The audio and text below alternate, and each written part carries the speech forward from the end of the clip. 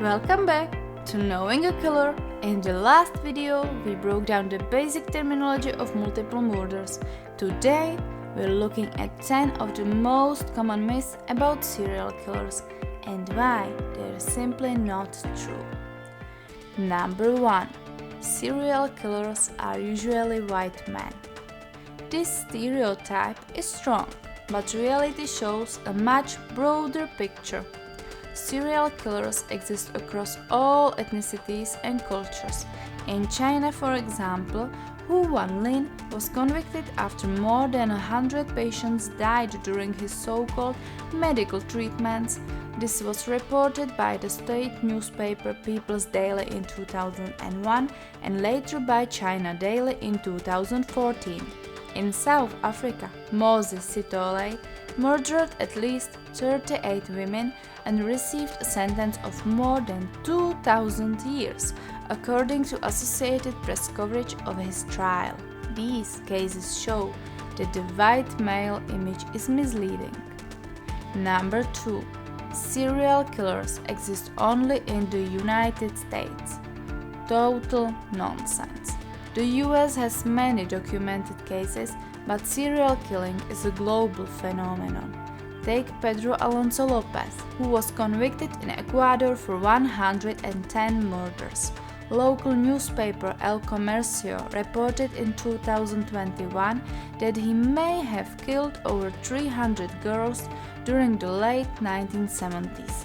And in Pakistan, Javed Iqbal walked into a Lahore police station by himself and handed over letters with lists of his victims and a written confession to murdering 100 boys.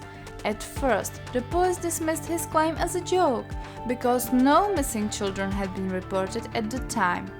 The Guardian and the Pakistani Daily Dawn both covered his case in detail around 2000 and 2001. These examples prove that serial murder occurs worldwide. Number 3. Serial killers can't stop.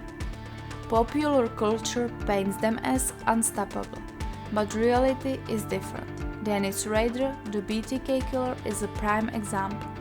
According to FBI case files and local reporting from the Wichita Eagle, he killed 10 people between 1974 and 1991, then stopped for more than a decade before resurfacing in 2004 with taunting letters. Some killers do pause, and a few even stop entirely. Number 4. Serial killers are always geniuses. Some, like Ted Bundy, were manipulative and cunning, but most are average or even below average in intelligence. The FBI's Behavioral Analysis Unit stated in a 2005 symposium that most serial killers have only average IQs. Florida court records show that Aileen Wuornos, for example, had an IQ of just 81, far below the genius stereotype. Number 5. Serial killers are easy to recognize. In truth, they often live double lives. John Wayne Gacy seemed like a normal contractor and even performed as a clown at kids' parties, until Cook County court records revealed he had murdered 33 boys. Dennis Rader, the BTK killer, was a respected church president. Both looked ordinary on the surface, which made them even more dangerous. Number 6.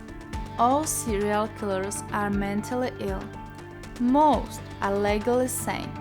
The FBI has clarified that psychosis is actually rare among serial killers. Instead, traits like psychopathy and narcissism are far more common. Trial transcripts from Milwaukee in 1992 show Jeffrey Dahmer himself admitted he knew what he was doing was wrong, but chose to keep killing. Number 7. Serial killers are motivated only by sex.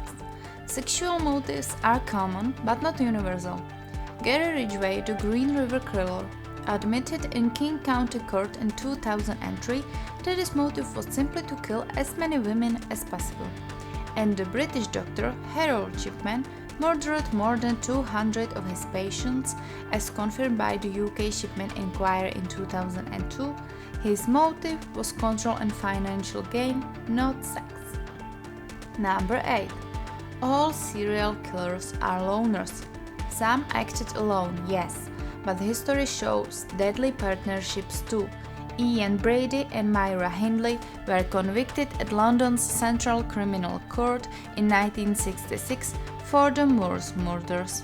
And in Los Angeles, the Hillside Strangers, Kenneth Bianchi and Angelo Buono stood trial together in 1980. Partnerships are not as rare as people think. Number 9. Serial killing is a modern phenomenon. The phrase serial killer is modern, but the behavior is centuries old.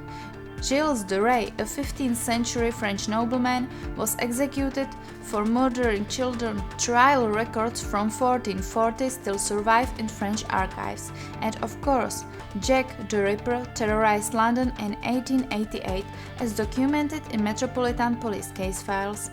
The phenomenon is not new, only the terminology is. Number 10. Serial killers always leave clear patterns that make them easy to catch. Profiling is helpful but not foolproof. The Zodiac killer in San Francisco deliberately changed methods and sent misleading ciphers. This was documented in the San Francisco Chronicle in 1969. Even Ted Bundy constantly moved between states, which slowed investigators. The FBI emphasizes that killers adapt and evolve, making many cases take decades to solve. So, those are 10 of the biggest myths about serial killers and the truth behind them. They are not all white, not all American, not unstoppable, not all geniuses, and not easy to recognize. They are not supernatural monsters. They are people who hide in plain sight, shaped by opportunity, psychology, and circumstances. But remember, everything we know about serial killers comes from the ones who were caught. The uncaught cases remain a mystery, and that means the reality might be even darker than we think. Thanks for watching Knowing a Killer. Don't forget to subscribe and stay tuned, because in the next video we'll move from myths to reality and look at our very first case. Bye!